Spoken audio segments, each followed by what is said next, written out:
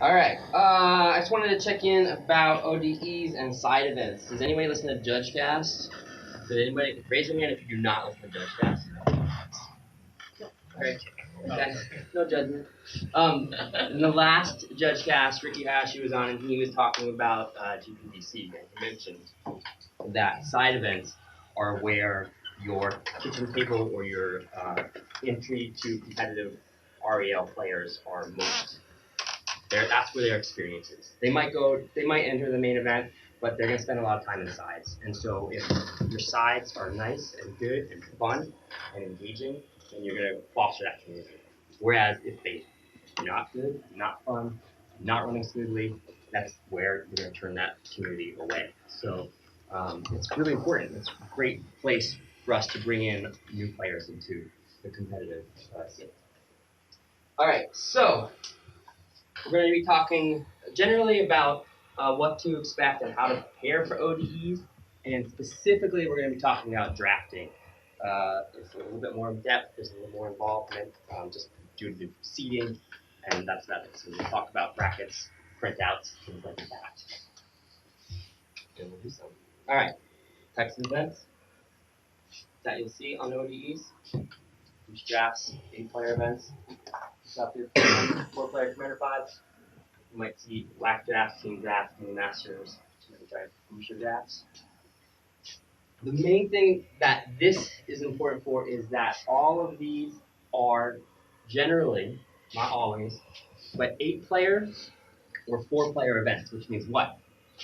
It means we want to have an 8-player table, which is really important, right? So if we have like odd table numbers or something like that, it's not going to work well for our logistics, and you don't have to worry about that as just an ODE judge, but be aware that that's going to be available to you. And hopefully it's not this many tables. This is a lot of ODE tables, but potentially, that's just regular table numbering is inefficient for ODE events because you're always firing 8-player events or 4-player events. You always need a table with 8 players for 8 players. So instead of regular table numbers, hopefully your TO or your side is going to set up a grid table numbering like this. So you talk about A1, that's where a single constructed event is going. B3, a single draft event is going there. So it's a lot easier to move throughout the room, tell your players where to go, or where to tell your judges where to go find the secret event, etc.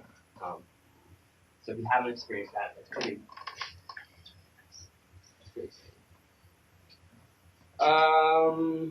At smaller events, sometimes there's less table space, and so you might overlap with your scheduled side events, and so there will be regular table numbers.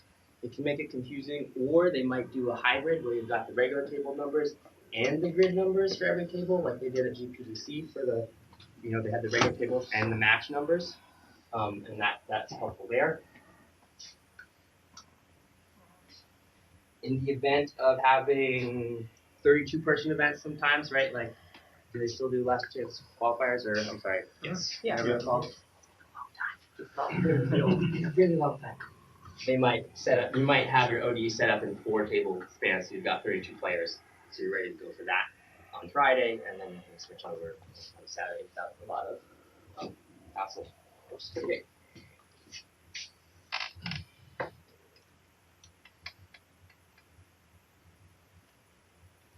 All right, we're going to talk about, we're going to walk through the seating of the draft, and then we'll practice doing it. We're going to talk about printout types. Depending on the TO and depending on logistics, you might come across a few different types of printout, which is the piece of paper you take to go seat the draft.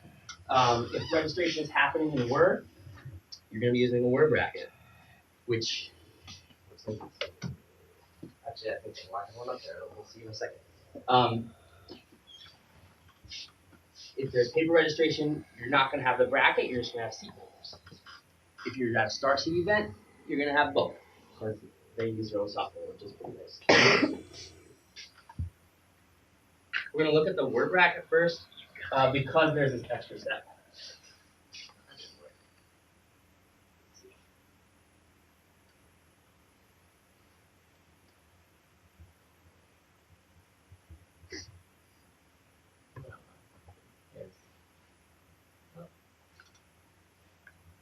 All right, so the bracket part's disappeared. That's okay. Apologize for that. Normally, you got the other lines continuing on here to the final, but the main thing that we have here is the players are paired up in their round one with their round one opponents. Can't see those names at all. Regardless, this is tricky because for a draft, we have to actually seat them so that they're playing the opponent across the draft table from them in order to be paired up for round one. So if you get the word draft bracket like such, what we have to do is the 1, 5, 3, 7, 2, 6, 4, 8 numbering here. Okay. So you're actually going to take your bracket. You're going to write these numbers down the sides, 1, 5, 3, 7, 2, 6, 4, 8. And these are your seedings for the draft itself. Does that make sense? Since a normal draft is usually random seeding and then you just pair up across the table, we actually have to reverse engineer it here since we're doing our pairings first. So that's what's going on here. All right. Once this is a good example without the bracket part. This is how your paper registration might show up. You're just going to have your names and your DCI numbers and a seat number. So this is similar. Once you've done this process to the word bracket, it's analogous to the paper registration that you'll see. All right. So the reason why we do that is so that you can set up your players across from each other. The 1 to 5, 2, 6, 3, 7, 4, 8. See that? Yeah. What if you get just the registration sheet? You don't have seatings or anything like that. Good. A lot of times there will be at the judge station, there will be a randomization process that will create those numbers. So generally, as a firing judge, that's not something you need to be worried about. They might use like 8 random cards with the numbers 1 through 8 written on them. They shuffle them up and go seat, seat, seat, seat, seat, seat, seat, like that. Does that make sense? Yeah. There will be some process to at least randomize the seats. And Pittsburgh, coming up, they're doing paper reg, and they have actually printed out red sheets with the random numbers folded over in the back. So everyone's just going to sign up, and then just going to flip over, and they're going to have randomized numbers already. So just going to expect that at Pittsburgh. Yeah, Vancouver, we were getting unrandomized pairings. And how'd you do that? It was a mess. Yeah. So the like grab 8 basic lands and a Sharpie, shuffle them up, just go 1, 2, 3, 4, 5, 6, 7, 8. It works pretty well. All right. So the next step, once you've got these numbers right now, it's really helpful, and you'll see this with the Star City games for now, is you can actually just write out a graphic representation of the seeding. So on the bottom, you just say, oh, here's our 8-player table. Player 1, Narset, bring it down. Player 2, Arnold, bring it down, and just write it out. So you have this visual connection to what your seating is going to look like when you seat the players. Does that make sense? It only takes 30 seconds, but it's going to connect you to your event in a way that you're beneficial. And this is the same for the paper reg. So if you've got your seat numbers for the paper registration, you can also visually represent your table by doing so. Here's the Star City Games printout. You'll see it's got everything.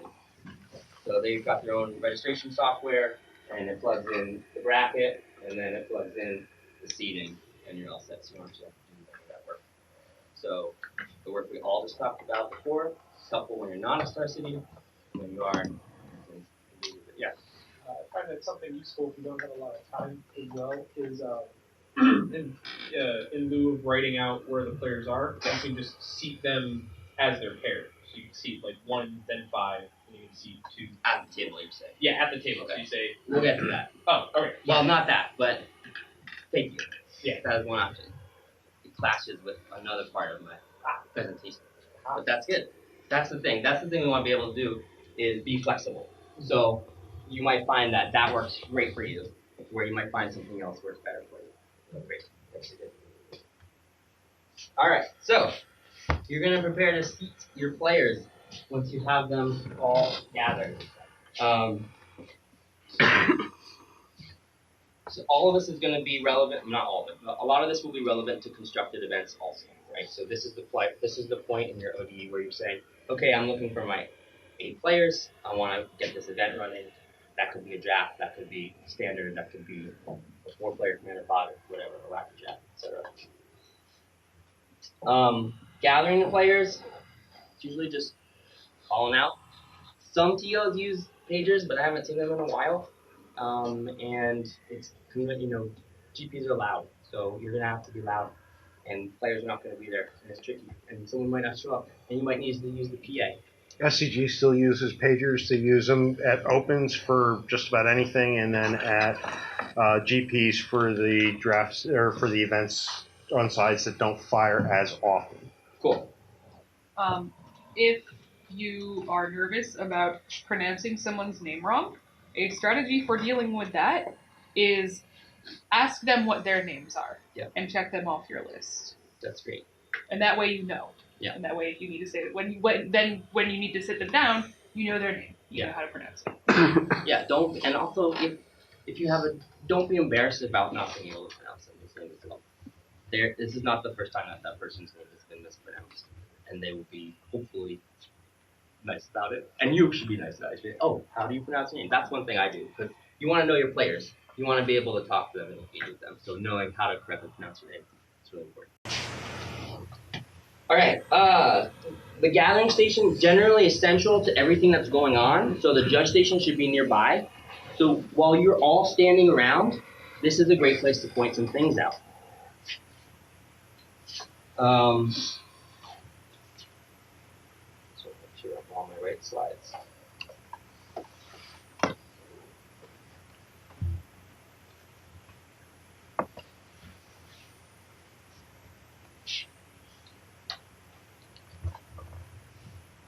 So at this point, it's great to point out the land station. You're going to say, after you drafted, you're going to get your basic lands. It's right there. Everybody's standing around. You can point to it. You're not off in the back of the row somewhere, not being able to see. You'll be able to see where the reporting is. This is where you go report your matches. So point things out when you're standing and gathering. Sometimes there's a consolidation plan for tables. So if you think about it, if you're running an 8-player event at one table, and then it's a 4-player event, and then it's a 2-player event, and that takes 4 hours or 3 hours because you're drafting, etc., you might want to free up that table space a little sooner. So sometimes side leads or TOs might create a plan where semis go happen in a different spot, so that you clear up as soon as the 8 players are done with round 1, that table clears out, and that would be a good time to present that as well. Like, oh, you're here now, but for this round 2, you're going to go to this table. Doesn't always happen. All right, so line up by seating. This is what I was talking about. What I like to do is when you are in that big, confusing grid of tables,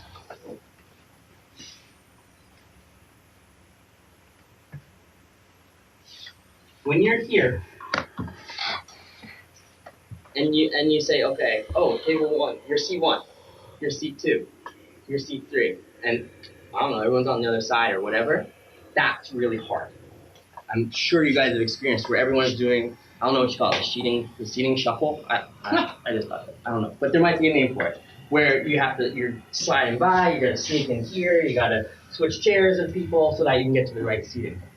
So what I do is I actually line up the players in 2 lines as soon as I gather them. I've got them gathered, I tell them we're about to go, I show them the land station, where you're going to report, and then I line them up. And I get one line that starts with Narset and ends with Domri, and I have another line that starts with Braska and ends with Chandra. Right, like this. And then we walk like little ducks in a row over to our table, 2 by 2. And then what happens is you get to your table, and you can just file them right in.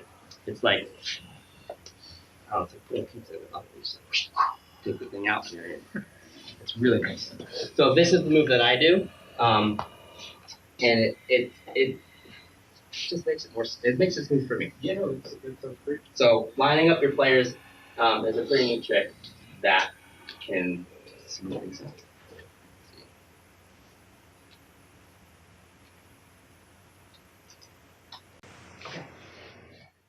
Then we need a pen. Does everybody have a pen? I don't have a pen. I don't have a pen. Going in for a dollar. Hey. Pen. Everybody got a pen. All right. I'm going to great. Hand these out. Judge.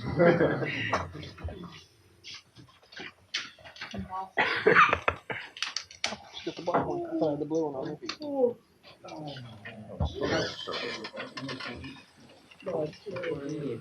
Well, that's possible. Jeff?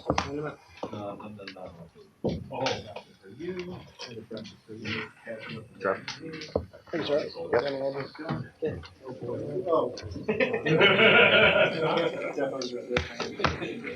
Nicholas, let's talk about that for a second. Opposite title. It's not a name so much as a particle. Like. All right, everybody got a pen. Everybody got a pen. Commander. All right. So here's part of your hands-on as well. These guys get planeswalker points when they win. They get. I don't know what the multiplier is. 5 or 6. So all I want you to do right now, 1 5 3 7 2 6 4 8 up this bracket. 1 5 what? 1 5 3 7 2 6 4 8. Those numbers are off by each one of each pair is 4 apart. 5 minus 1 is 4. 7 minus 3 is 4. 6 minus. I teach math. So I'm really excited about that. And then your visual representation of your table at the bottom. What did you say, Jeremy? That's why we're in a college classroom to learn this math.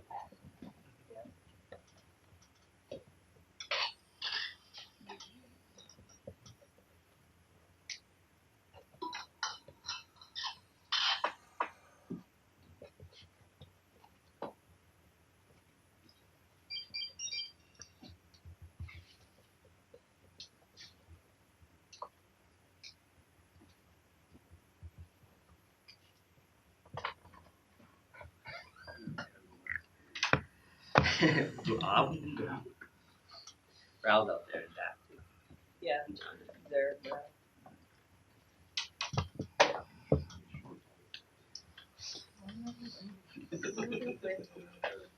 All right. Everybody good? Manny, you're like really precise. Is that what you're going for? No, I got it wrong and Oh, fixed it. Okay. Perfect. We were gonna pass it to your switch with someone and check. Double check. Check your answers. If there's an odd number, you have to do a 3-way. Yes. I guess I guess I'll take it. Good job. Yeah, first rate's fine. There are different drafts out there, so you have to double check. Oh, okay. I was like, huh? Yeah. Yeah.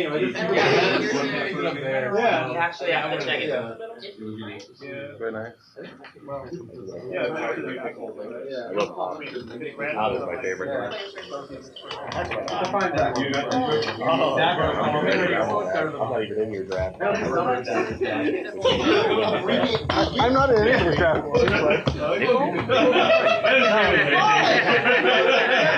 You wrote Johnny round one. Probably gonna go well for you historically. Alright. Historically speaking, it also.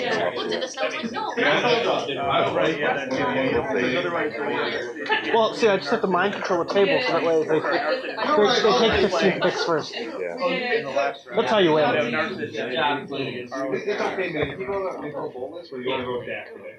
Sure. No, it's unwise. Any questions on I this? don't want anyone playing something next to them until. Everybody's good? Exactly. Alright. We're actually going to do a couple seatings now, too, so I need a couple volunteers. Does anybody want to try? Who hasn't? I mean, you can have done it before. Do you want to try it? I know I've done it before. Do you want somebody who hasn't? Or? Well, I want whoever wants to do it, so you raise your hand. Okay. Come on. Sure, let's do Steve, this. Steve, what draft are you in? I am draft number 4. Okay, what draft was on your name tag? On my name tag, I am draft number 2. Okay, here, take. And I need another volunteer. Dylan. Are you in the draft, Dylan? Indeed, I am. What draft are you Number 2. in? Can you switch with Jeremy? Take that part.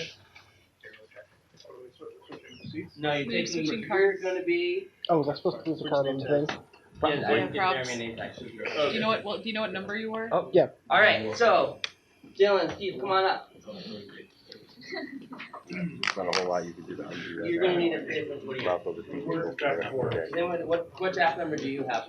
2. Does anyone have a draft number 1 sheet out there? Okay, so Steve is going to be seating draft number 1. Dylan's going to be seating draft number 2. I need all the players to come to the gathering area. We're going to seat draft 1 at that back row. Oh, okay. Well, then it's on. And Dylan, I'm Nicobolus today. yeah, you're welcome to. You're welcome to. Yay! And Manny, who are you? I'm killed! Who else am Of I? course you are. That's all you get today. Who do you think I am? in the second. Kiora. Like, No, he just handed it to me. He knew. He knew he was starting. Name custom already. Back row? Yep. Of course we are. It's important. Yeah. Yeah, new start too. This is real. Go for it. All right. All right. My players. Wanna My get name is all Dylan. all the players. Cameo. Nebraska. Before. Ugin. Yep. Karn. know how to draft. Yes. Fiora. Alright. And Tibble. Before we get started, I would like to Tibble let you here? know that Tibble's draft format No. here. We are going Where's my to Tibble? 3 packs. We'll be passing left, right, left. This is indeed held at not regular. This is held at regular. Is there Tibble to both? Oh man. Tibble. Am I the problem? Yup. We're looking for Tibble. Tibble. Am I? Everybody here in draft number 2. You're This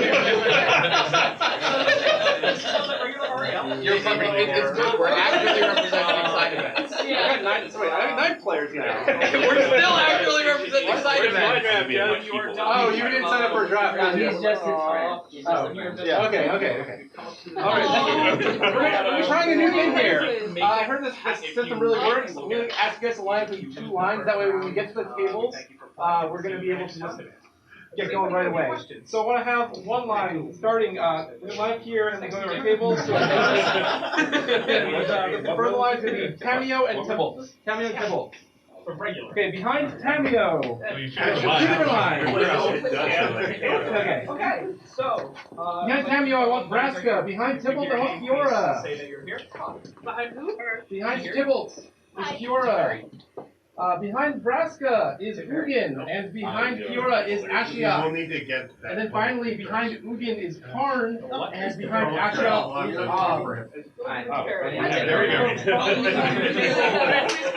We're going to be using these tables here. So, one row go along this way, the other row go along this way. We're going to use these 4 seats, 8 seats. Okay. We will be follow me. I will see you for your Cool, we all did it. We're awesome. I'm gonna draft blue and green. Do you want to roll to see What I what? miss? Oh, I don't mind doing Hi, let's play our draft! You see your name, please.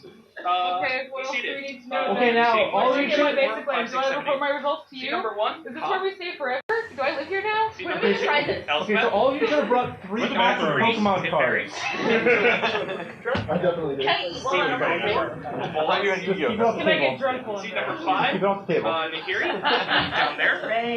Seat number 6. Dak. Seat number 7. Duretti. I like this Seat number double 8. row Johnny. thing. Yeah. It actually works I out.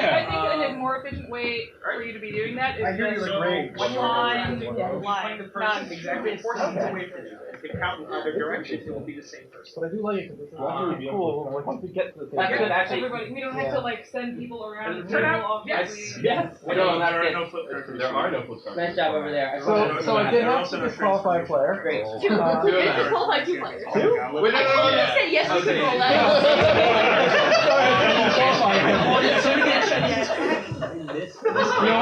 It's okay. I'm your judge. I can Alright, so if you guys hang in your seatings, hang in your seatings. Hang it. Well, stay where you are. Take 3 packs and pass them Oh yeah, down. you're dead. Plot armor. No, Elspeth is not dead. Yeah. She's just not I think she's dead. Okay. No, she's not.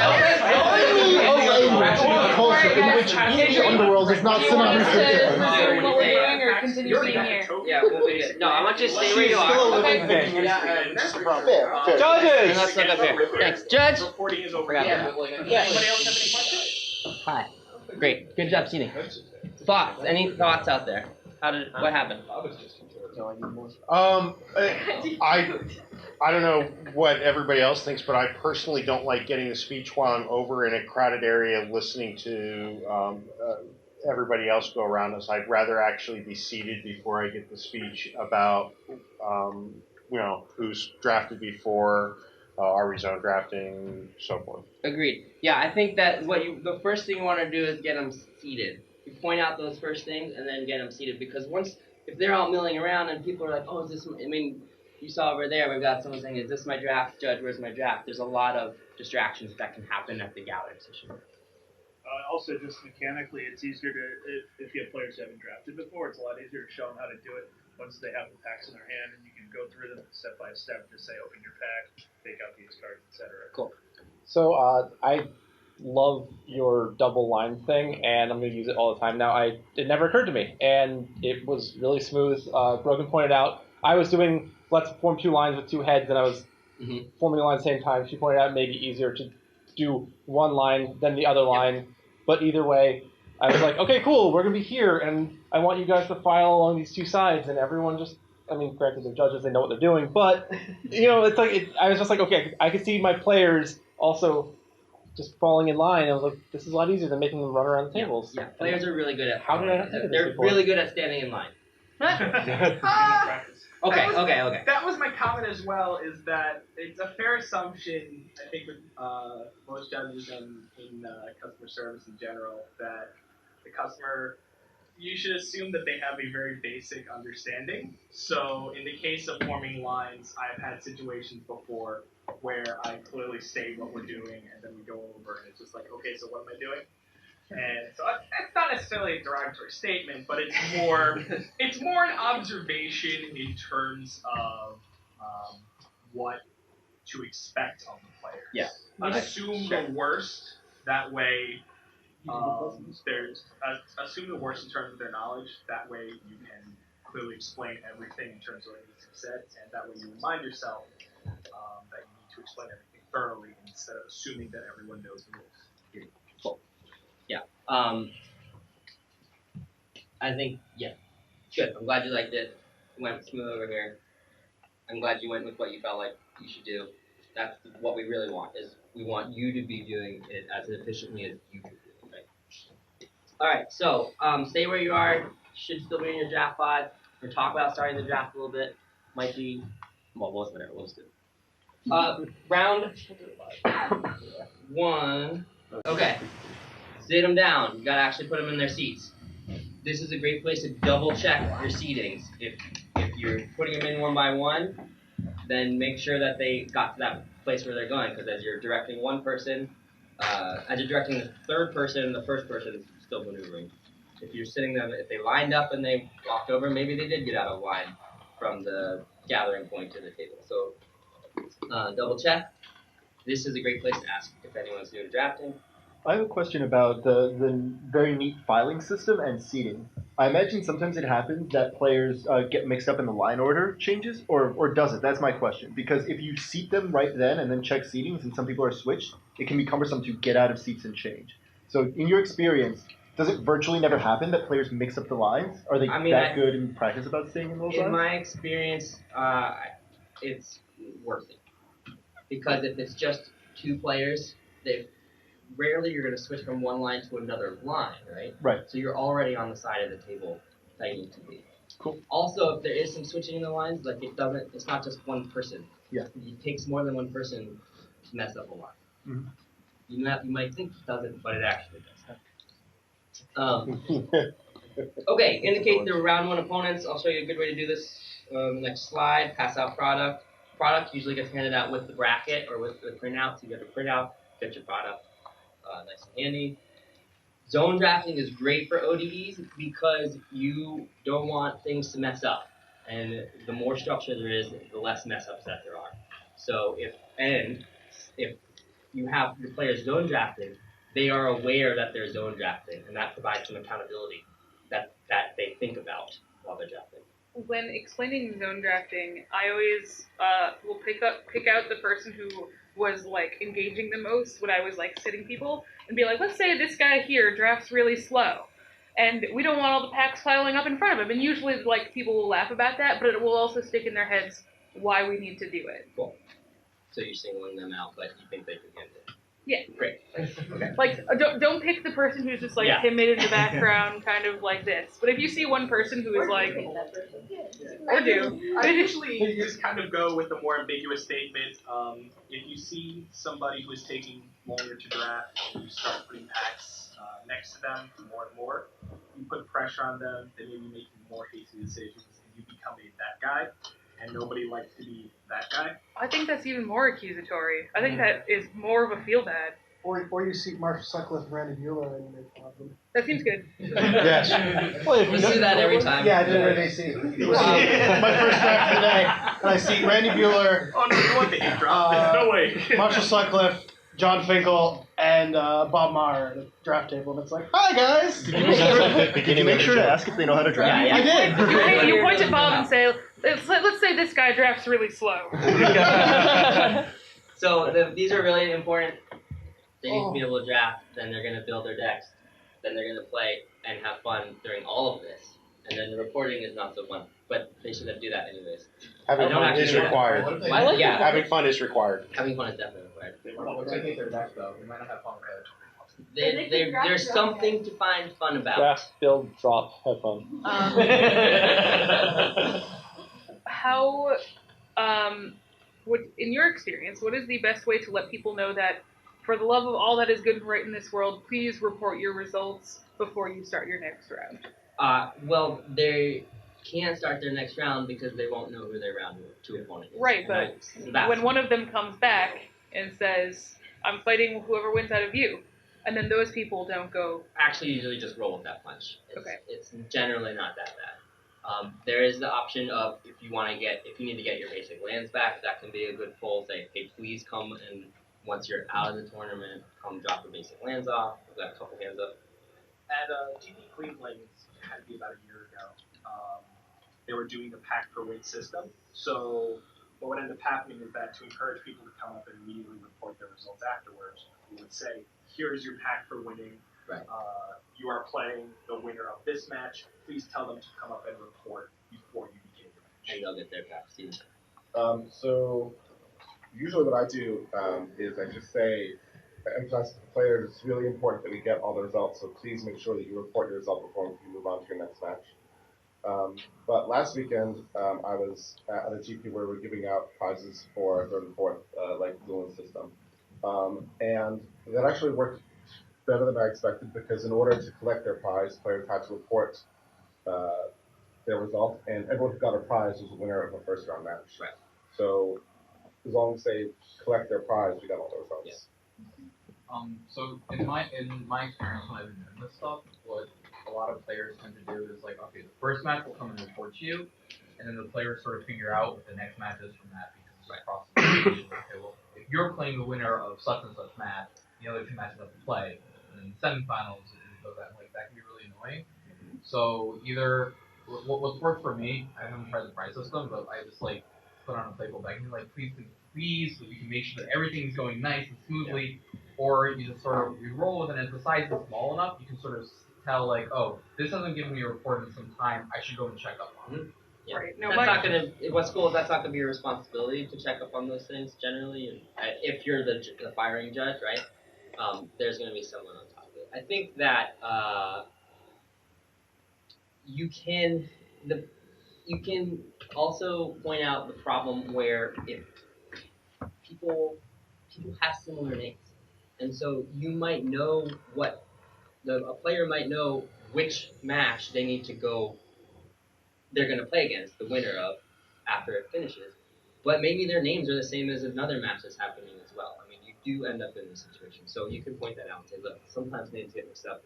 We need to make sure you report your match so we can get you playing your correct opponent. So one problem I've run into quite a few times is when the draft is full of experienced players who know that the winner of 1 and 5 plays the winner of 3 and 7, the second I see them. Mhm. They know that already. Yep. So it'll happen that 1 and 5 will finish. They'll ask 3 and 7, "Oh, what game are you on?" Or we're on game 3, and they can see that they're well into the game, Yeah. and they'll sit and wait. Yeah. They won't come and tell me, and then they'll start playing immediately, and I won't hear about that until there's someone from that whole tree there waiting for the finals. Right. And then I ask them, "Well, who won the semifinal match?" Yeah. "Well, I won the semifinal match." "Okay, who was your opponent?" "I don't remember his name." Right. So I have no idea who won that first round. So it sounds like the consensus in the room is that this is a problem. So I don't have an answer right now. That you don't have. Steve?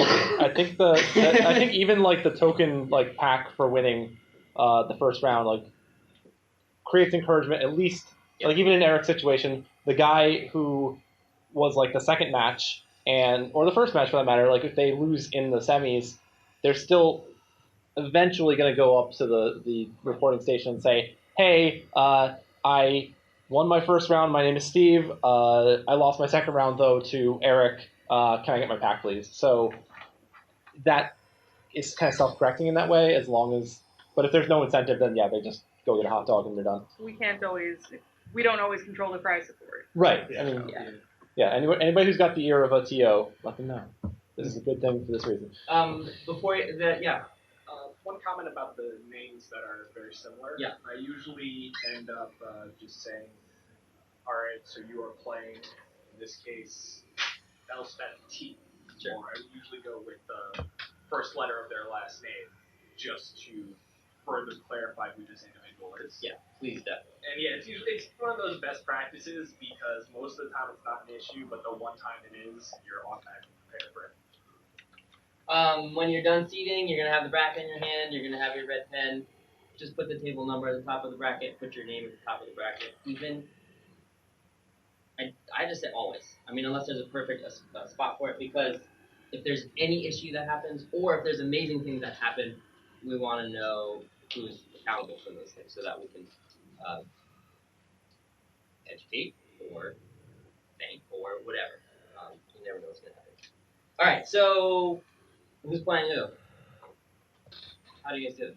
Otter X, Inter X. Yep. Point at the person you think you're going to be playing against Yep. and correct them if they're wrong. And you do have everybody do it at the same time. So right now you've got your draft pods. Everybody point at the round one opponent at the same time. With disqualified.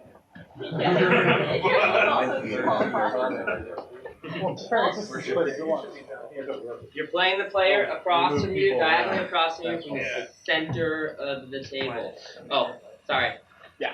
Thanks for I'm filling. shifting my table. I realize I'm Xenagos now and not preparing. And if everybody's pointing at the same time, then it has to, or you've got 2 missed pairs or something. Yeah. I prefer to say that we're playing the player 4 seats away from them Sure. because it's more clear than saying across the table or something like across the table. Cool. I also like doing that because I like making a joke out of it and being like, okay, 4 seats to the left, 4 seats to the right, that'll be the same person. If it's not, math is hard. Yeah. Or you could just say their names. All right, I think we did a lot of questions, so we're not going to be questioned. If you'd like to get back to your seats where you were, you can do that. The point one is really good because it makes them like look Yeah. at them. Should we still play? This is conspiracy, right?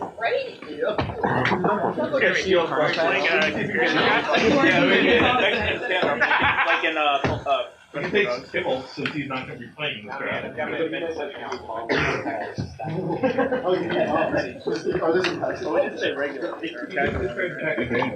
misspoke when I said casual. I meant to say. All right. So, Judge, I know we take the basic land and token the Ace of Spades. Yeah. You should have the Ace of Spades up your sleeve. We're going to talk about some general things to do for a GP or a large event, specifically towards ODs, although some I feel are really important, so I'm going to mention them. I'm not going to do all the general things I need to do before a GP, right? Someone else is going to do that for you. All right, so you're doing ODE events. Know your side. Know your events. You can find them on the webpage. There's usually printouts at the tournament. There's banners at the tournament. Know what they are. You can write them down. You can take a picture of them. You can get a printout. Whatever. Have a copy of what events are happening, running, prize support, etc. because players are going to ask you. Know your team members. Don't be creepy about it, but go ahead and judge app stock some people. You know your team before you arrive. You can go see what they look like. You can go see what events they've been to. You can understand the type of people they are a little better. You can understand their experience, so you'll know who you're related with. Yep. If not your whole team, then at very least the team. Absolutely. Yeah, the team lead you should know who that person is before you go into that. Oh, I have some examples. Alright. So know your events. Okay. Use judge apps to find your team. Down. The list of people who are here. This is a list of people who are, yes, at the conference. not the whole list, but it is a portion of that. Does everybody have an MTG app on their phone device? Is there anybody who does not? Okay. You don't. That's okay. Okay. Well then, that's okay. We've got wires in it and everything. We've got Judge Score for Android and MTG Guide for iOS. It costs money, but it's what everyone says it does. That's really good. Right.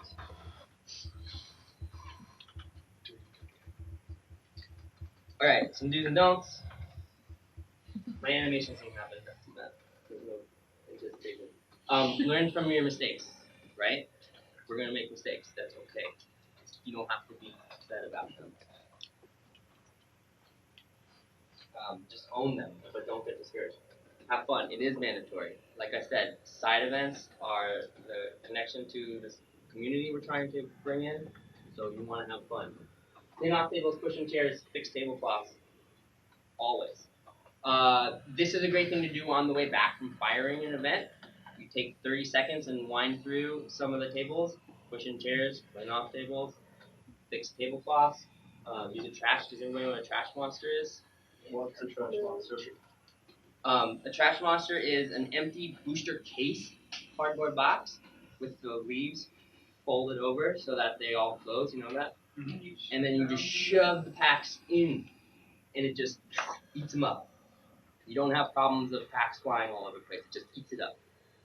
Usually, if I'm firing a draft and I will leave the box if possible. Leave the box box the packs are in on the table, and then put trash in, and then it's all conveniently located. Yep.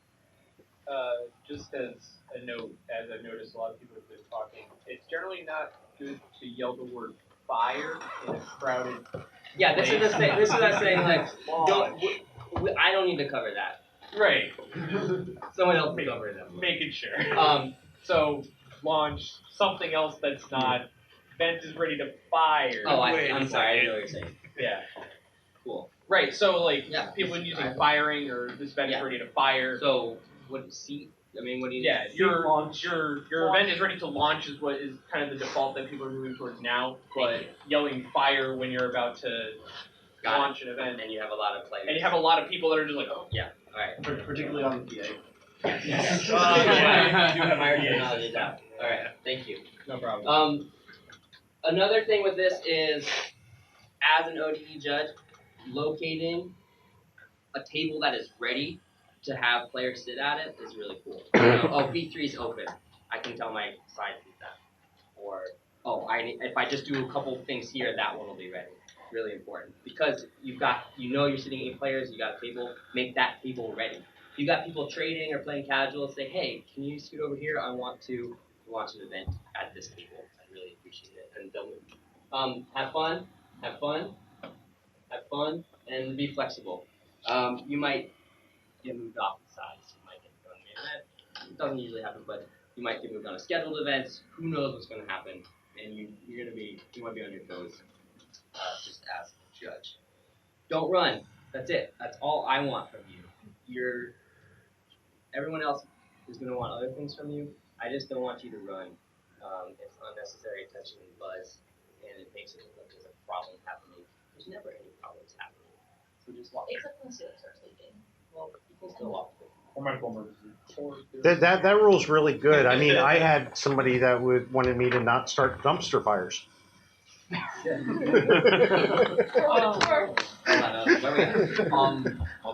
thing I just want to say as a judge who's very just something make sure that you just take care of your voice when you're doing this, because you're going to be, when you're talking to the players in the gathering area or when you're trying to launch this stupid thing, you have to really talk loud, and if you do this for however long your shift is, towards the end of it, it might just get harder and harder to actually talk. So it's like, drink a lot. If you don't know how to talk loudly without hurting your voice, you won't have mind for it. I have another don't for you. If you're using the PA to make an announcement because you're missing a player or two players, don't say, hey, Kiora, your draft is waiting for you. Because that phrasing makes it sound like you're sort of guilt tripping the player into showing up. Sure. It's a lot more positive to say your draft is ready for you or something like that. Great. Okay.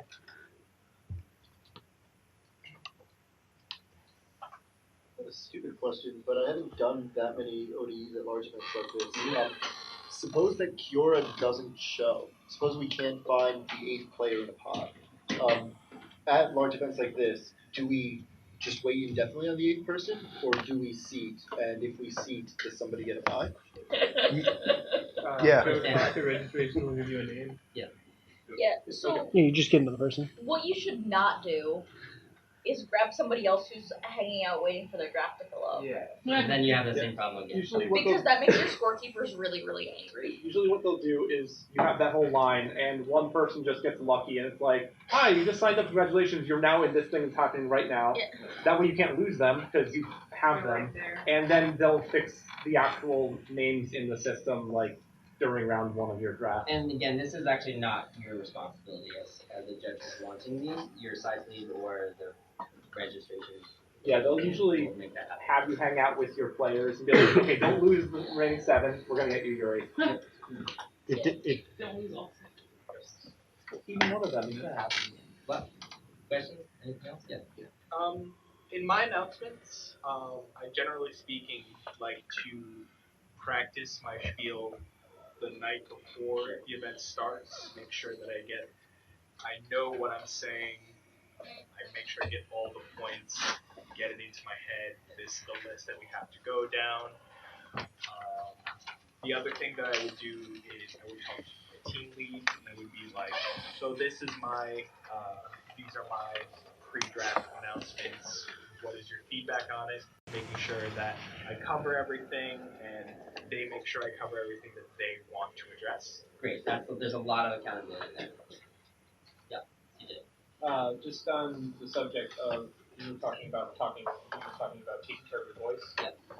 I've gotten some good advice from people who like sing for a living of just like stand up straight and puff out your chest. Like that's really all you need to do because that opens up like normally if you were like this you would speak from your throat. But if you open up your chest you're speaking more from your lungs and your chest and you really want to be speaking from your diaphragm down here. Because that's how you get the most projection, that's how you get loud, and that's how people will pay attention to you as opposed to like kind of yelling from your throat.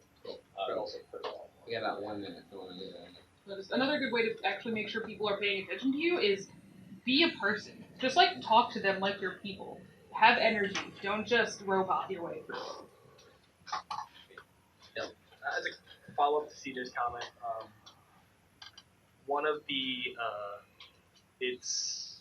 there's a distinct difference between yelling and projecting, and learning that as a judge is very significant because one makes you sound angrier and more accusatory than the other, whereas projecting is more just ensuring that your announcements are clear and that you're an approachable human being. If there are any issues, you are not going to yell at them. I do have one last question though.